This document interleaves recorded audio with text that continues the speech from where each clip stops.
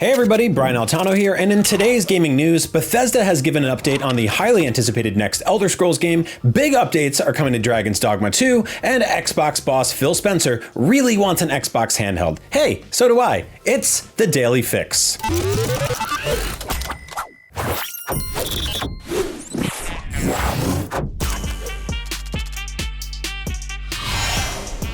Happy 30th birthday to the Elder Scrolls series. To celebrate, Bethesda has a small but exciting gift for fans, reassurance that the Elder Scrolls 6 is still happening and that it already feels really great in playtesting. During a message to fans celebrating the Elder Scrolls birthday, Bethesda Game Studios pointed to the 10-year anniversary of the Elder Scrolls Online, mobile castle builder The Elder Scrolls Castles, and finally, the Elder Scrolls 6. Last but not least, yes, we are in development on the next chapter, the Elder Scrolls 6, Bethesda Game Studios said. Even now, returning to Tamriel and playing early builds has us filled with the same joy, excitement, and promise of adventure. So thank you again for supporting us all these decades and all you have brought to the games, making them your own. We couldn't be more excited to continue it and to celebrate the next 30 years. So no release date or even a release year just yet, but it's awesome to hear this game is definitely still in the works and that it's coming along well. In fact, last year Xbox's Phil Spencer stated that the earliest that the Elder Scrolls 6 could come is in 2028,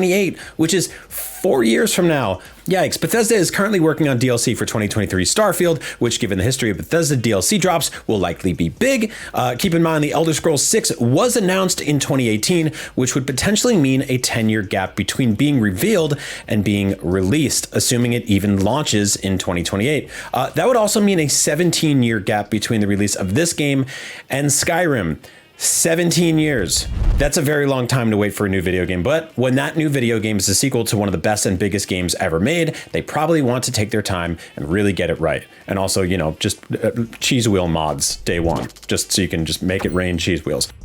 If you're looking for a huge open world game to play right now where you can use swords and magic to fight dragons and monsters and everything looks kind of beige and sepia toned, Dragon Dogma 2 is out and it's already getting some big updates. The biggest one is the option to start a new game when save data already exists. So inexplicably, Dragon Dogma 2 does not include this option, although modders have already brute forced it into the PC version, and you can do this in pretty much every other video game. The way Dragon Dogma 2 handles save files is a bit peculiar, so it's nice to see this one getting amended. Additionally, Capcom said it will boost the number of Art of Metamorphosis items available at Pawns Guilds to 99. Now, Art of Metamorphosis lets you edit your character and is one of the many day one microtransactions Capcom is currently selling for real world money, which caused a ton of backlash last week, inspiring hundreds of players to leave negative reviews for the game on Steam. Meanwhile, Dragon's Dogma 2 on PlayStation 5 and Xbox Series X and S will get various graphics and performance options, including a toggle for motion blur and ray tracing. Crucially, Capcom will add the option to switch frame rate to either variable or max 30 FPS. Players have criticized Dragon's Dogma 2's frame rate, which Capcom has said is linked to stress put on CPUs by a large number of NPCs. It's worth noting that Capcom said the motion blur and ray tracing toggle will not improve the game's frame rate significantly, but meaningful improvements are coming further down the line. Now, hilariously, one workaround to frame rate caps that players were experimenting with recently was the killing of tons of NPCs in their game to free up resources. Now, hopefully, this patch alleviates that and those NPCs can go back to living peaceful, unmurdered lives. We got a full list of the patch notes over on IGN.com, so go check those out. The patches and updates will allegedly be released in the near future and will come out as soon as they are ready for distribution on each platform. So that's two back-to-back stories I did today so far about things that are happening but don't have a release date. So let's round things off with a story about something that doesn't even exist yet, but maybe could someday.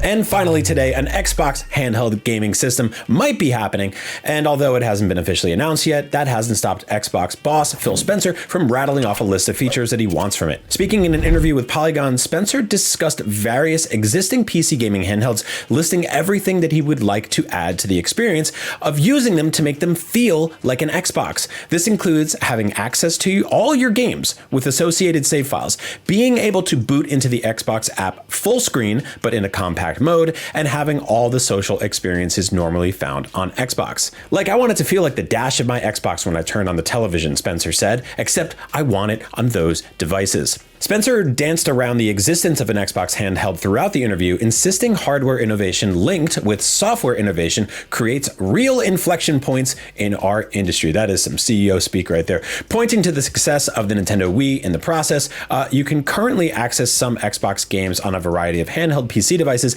like the Steam Deck and the ROG Ally, although the experience is limited compared to what you can do on an actual Xbox console. Last year, the massive Xbox court document leak, remember that one, indicated that Xbox had been working on a dedicated handheld device at some point, although Phil Spencer stated that many of the plans in those documents had since changed. Now, I personally love handheld gaming. I'd buy an Xbox handheld in an instant, assuming it wasn't just a remote play or cloud streaming only thing. Let me put a big SD card in a comfy handheld where I can play all my Xbox games anywhere I go, and I'll be a happy man.